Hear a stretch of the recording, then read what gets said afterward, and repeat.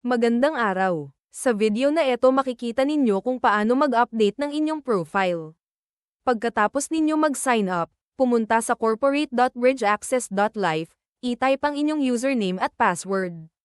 Pagkatapos, i-click mo ang iyong pangalan na makikita mo sa taas.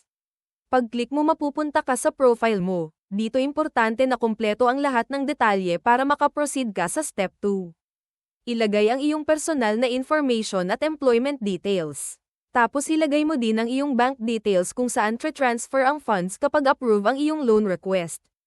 Upload mo rin ang iyong profile picture at government ID and make sure na dapat less than 1 megabyte lang ito.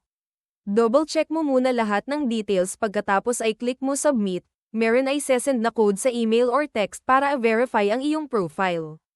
I-type ang verification code at i-submit.